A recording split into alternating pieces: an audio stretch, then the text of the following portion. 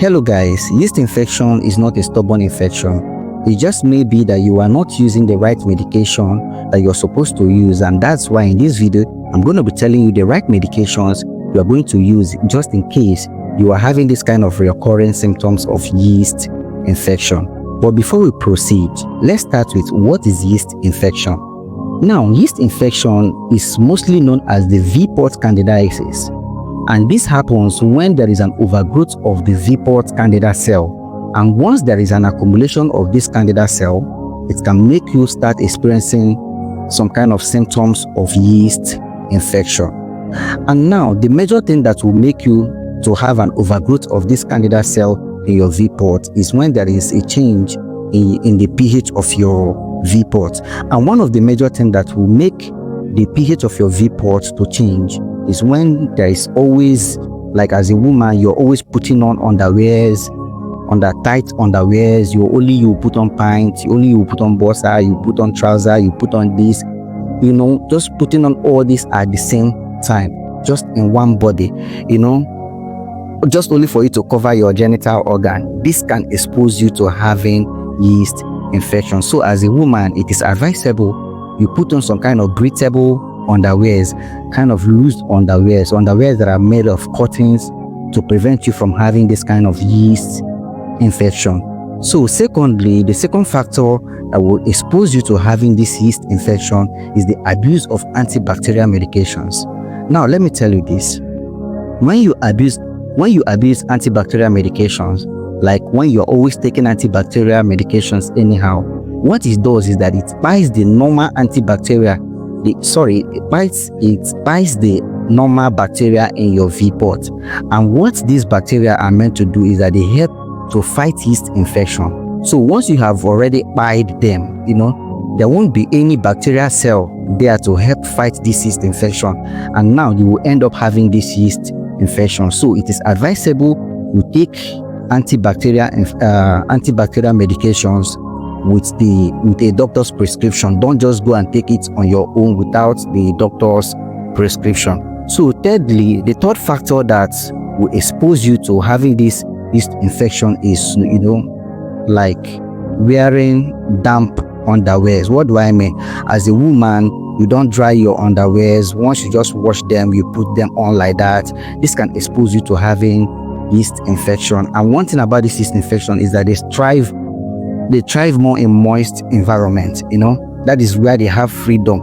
They have more freedom in a moist environment, and that's why you must always dry your underwears, or if possible, you dry them under the sun, or even use pressing iron to iron them, so it will the hotness and the heat will help to buy the cells to prevent you from having this yeast infection. And for some women that always like using some kind of soap and some kind of scent objects to wash their V-port, my dear, it is very, very wrong, because the V-port is not meant to be scent. God has already made the V-port to be self-clean. So why washing the V-port? Why are you using all those things to wash the V-port?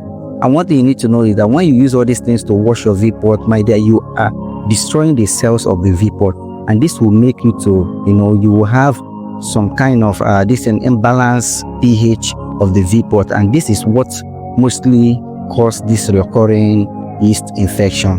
So please, it is advisable you don't use all those scent objects to wash your V-port. So if at all you still want to wash your V-port, you want to wash your genitals, my dear, you can just wash the areas of the V-port and you are good to go. Now, there are so many ways you can recognize the signs and symptoms of yeast infection. There are so many signs, that is going to show in your body, that you will feel in your body, that will make you to know that you are having yeast infection.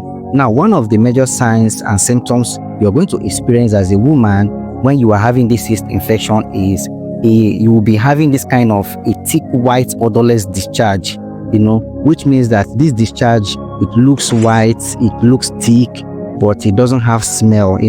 It doesn't have smell, and this is mostly caused by this yeast infection. So secondly, as a woman, you might be experiencing some kind of itching sensation around your V-port, like around down there. You'll be feeling some kind of itching, and you might experience some kind of pain while knocking with your partner because your V port is now inflamed, and as your partner is going in and coming out, you'll be feeling some pain in there, and that's why you have to pay attention on the kind of dresses you're wearing, the kind of medications you're taking, the kind of things you're using to wash your V port.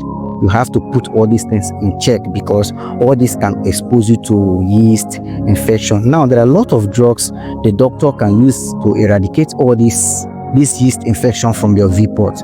But in this video, I'll just be mentioning few of them. The first one is fluconazole. Then the second one is glycosylphosphine. Then the third one is kendoconazole and the terbinafine.